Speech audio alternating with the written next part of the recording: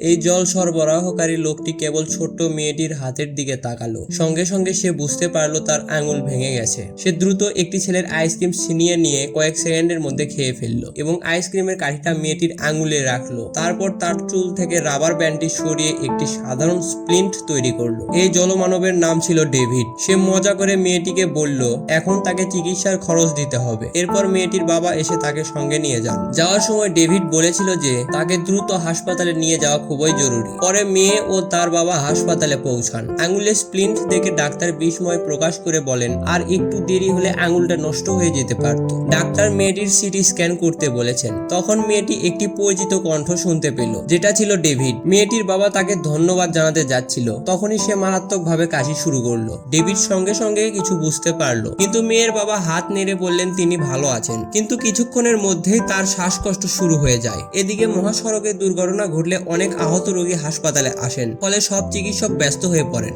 বাবার অবস্থা দেখে মেয়েটি বিচলিত হয়ে পড়ে। সে চিকিৎসকের কাছে সাহায্যের আবেদন করলেও কেউ তাকে সাহায্য করতে পারেনি। তখন একজন সদয় মহিলা ডাক্তার তার কাছে আসেন, কিন্তু পরের মুহূর্তে কেউ তাকে ডাকলে তিনি চলে যান। তিনি তার সহযোগী ডাক্তারকে মেয়েটির বাবার সিটি স্ক্যান করতে বলেন।